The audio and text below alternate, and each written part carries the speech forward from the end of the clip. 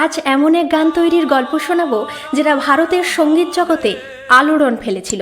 তবে এই গান বাপি লাহিড়ী নিজে না, কিশোর কুমারকে দিয়ে আসলে গাওয়ানোর পরিকল্পনা করেছিলেন। কি এমন হলো যার জন্য কিশোর কুমার গাইতে রাজি হলেন না? আজ এমন এক গান তৈরির গল্প শোনাবো যেটা ভারতের সঙ্গীত জগতে আলোড়ন ফেলেছিল, নতুন যুগে শুরু করেছিল। কেবলই গান যে পৃথিবী বিখ্যাত হয়েছিল তা নয়, যে সিনেমার গান সেটা তো 1982 সালে সারা পৃথিবী জুড়ে প্রায় 100 কোটির ব্যবসা করেছিল।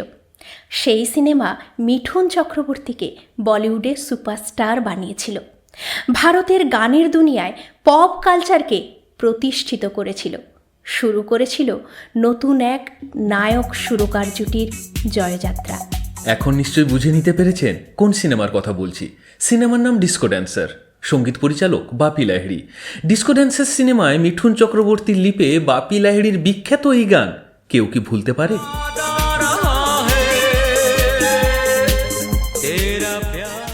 অবাক হবেন এটা ভেবে যে এই গান বাপি লাহিড়ীর গাওয়া হলেও আসলে কিশোর কুমারের গাওয়ার কথা ছিল। কি এমন হলো যার জন্য কিশোর কুমার গাইতে রাজি হলেন না? আসুন সেই গল্পটা জেনে নিই। ডিস্কো ড্যান্সার সিনেমা কেবল তার গল্প, মিঠুন চক্রবর্তীর অভিনয় কিংবা নাচের জন্য সুপারহিট হয়নি, তার পেছনে বড় অবদান ছিল বাপি লাহিড়ীর।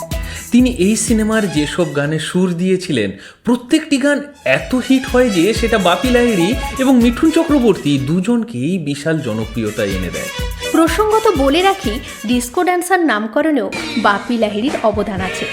ডিস্কো ড্যান্সারের পরিচালক বাব্বার সুভাষ যখন বাপি লাহিড়ীকে সুর দেওয়ার জন্য প্রস্তাব দেন, তখন বলেন নাচ নিয়ে তিনি একটি সিনেমার পরিকল্পনা করছেন, যাতে অভিনয় করবেন মিঠুন চক্রবর্তী এবং সিনেমার নামে ডান্স কথাটা থাকবে।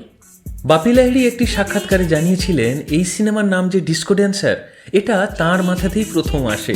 তারপর তিনি নামটি পরিচালককে জানান। এই সিনেমার অন্যতম সেরা গান ইয়াদ আ রাহা হ্যায়। তবে এই গান বাপি লাহিড়ী নিজে না, কিশোর কুমারকে দিয়ে আসলে গাওয়ানোর পরিকল্পনা করেছিলেন। গান রেকর্ডিংয়ের আগের কথা, কিশোর কুমার তখন লন্ডন গেছেন। বাপি লাহিড়ী এই গানের সুর ঠিক করে নিয়েছেন, নিজে সেই মতো গেয়েও রেখেছেন যাতে কিশোর কুমার এলে ওকে বুঝিয়ে দিতে পারেন। কিশোর কুমার প্রত্যেকটা গান রেকর্ডের আগে বুঝে নিতেন, সুরকারের গাওয়া গান শুনে রেওয়াজ করে পুরোপুরি প্রস্তুত হয়ে তবেই রেকর্ড করতেন। কিশোর কুমার বাপি লাহিড়ীর গাওয়া গান শুনলেন, তারপর বললেন, বাপি তুই এত ভালো গেয়েছিস, এই গানটা ডাব করিস না। বাপি লাহিড়ী কোনো মতে রাজি নন, ভাবছেন কোথায় তার কিশোর মামা আর কোথায় তিনি জেদ ধরলেন কিশোর কুমারকেই গানটা গাইতে হবে। কিন্তু কিশোর কুমার বারবার বললেন তার কথা শুনতে, কারণ তিনি বুঝে নিয়েছিলেন বাপি লাহিড়ীর গলায় গানটা যেভাবে মানিয়েছে তার গলায় অতটা মানাবে না। তিনি দেখতে পাচ্ছেন বাপি লাহিড়ীর গলাতেই এই গান বেশি জনপ্রিয় হবে। সত্যিই তো কিশোর কুমারের কথা মিলে গিয়েছিল। এই গান দেশ বিদেশে ছড়িয়ে পড়েছিল, আমেরিকা থেকে রাশিয়ার মতো দেশেও গানটি বিশাল খ্যাতি পেয়েছিল। ডিস্কো ড্যান্সার সিনেমার কোন গান আপনার সব থেকে প্রিয় তা নিচে কমেন্টে জানান। আজকের মতো এইটুকুই। আমাদের আজকের গল্পটা কেমন লাগলো তা অবশ্যই নিচে কমেন্টে জানাতে ভুলবেন না, এবং ভালো লাগলে লাইক করবেন, শেয়ার করবেন এবং আমাদের এই সিনেচ্যাট উইথ অরূপ সূচি চ্যানেলটি সাবস্ক্রাইব করে দিন। ধন্যবাদ।